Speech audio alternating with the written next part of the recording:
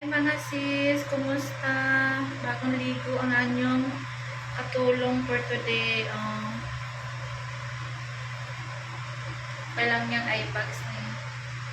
Basta ang importante, ang bra pag bumababa, itataas. Diba? Ba? Kumusta? Chismis tayo saglit. Tulog yung alaga.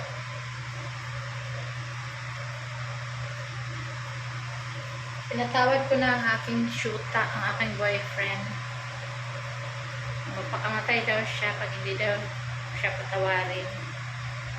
Hello, ay magpakamatay. Go. Tumawag si Mayra sa friend niya. Sumbong si Mayra sa friend. Sabi naman ng friend niya, ate, tumawag si Mayra sa akin. Umiiyak. Umiiyak daw si Mayra. Binablock ko silang lahat, si Ilya, si Mayra. Kasi nga si Ilya ginagamit yung FB ni Mayra. Sabi ko, huwag mong ilama yung mga bata, huwag mong gamitin yung Facebook ng mga bata, ganito, ganyan. Si Bilal naman, bakit kayo nag-away?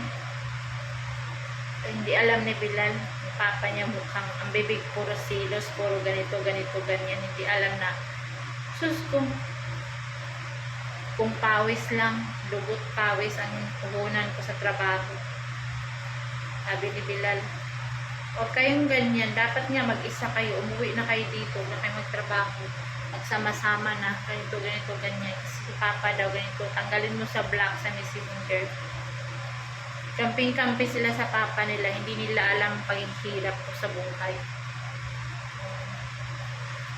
Kahit ni isa walang nakaintindi sa akin. Think yung babae ko lang, si Mayra. Kasi sabi ko, ginawa ko to para sa'yo. One day, kauwi kayo sa Pilipinas. Sabi ko sa kanya. Kaya kailangan mong intindihin. Yung aking sa amin naman, puro lang cycle. Mama, kailan ka uwi? Yung cycle ko ha. Bike daw niya. So, ayun. Sabi ko, sige, patawanin kita for the very, very last time. Kasi dami mong kasalanan sa akin. Ayoko yung mag-text ka ng isang araw, kusot-kusot ang text. May trabaho ako. Sa pagod ng trabaho ko, ganyan ang mababasa ko sa text. Salamat, hindi kita uuwiin kahit anong ilang taon. Magbago ka. Sabi ko sa kanya, wag kang mag-text na hindi importante. Kasi busy ako sa trabaho. Bakante ako mga alas 12 ng gabi. Tulong na. Ganyan sabi ko sa kanya. Ang sarap ng buhay niyo dyan. Tapos pag open ko sa messenger, ganito, ganyan. Gala kayo ng gala. Ako dito naghihirap. Mag-text ka pa ng ganyan. Pistiha ka. Sabi ko, kaya kitang iwanan.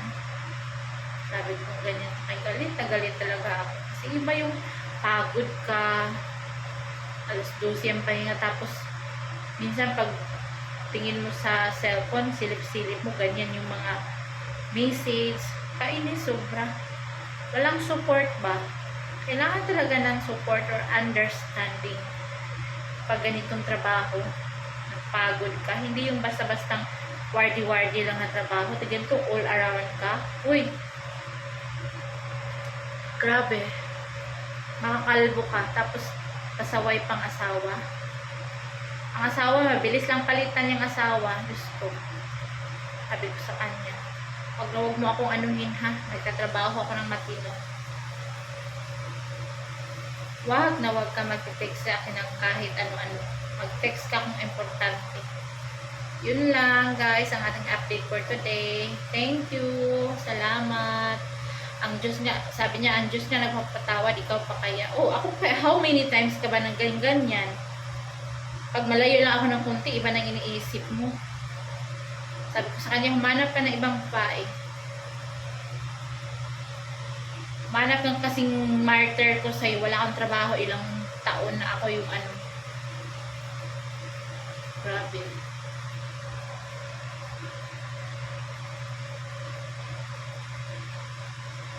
Kailan pa kaya ako makalabas sa ganitong sitwasyon? Okay lang yung ganyan. Basta yung hindi lang pasaway ba. Yung ba, intindihin ka sa lahat ng bagay, lalo na nagtrabaho ka. Eh kung ganyan ang asawa, mabuti wala na ang asawa. Para wala nang sakit sa ulo. Yung asawa mo, yung intindihin ka sa lahat ng bagay, salamat. Pag ganun. Pag asawa mong, gusto, wala ka pang ginagawa sa isip-isip niya, buntis ka na.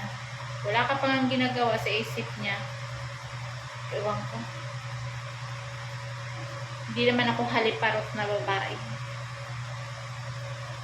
Okay guys, bye. Thank you for watching. This is our face updates and vlog for today. Salamat, salamat. And goodbye. God bless everybody. Especially to all OFW. Saan man kayong sulok ng mundo. Salot all of you guys. Di talaga basta-basta magtrabaho. Bye. God bless everybody. And God bless you all.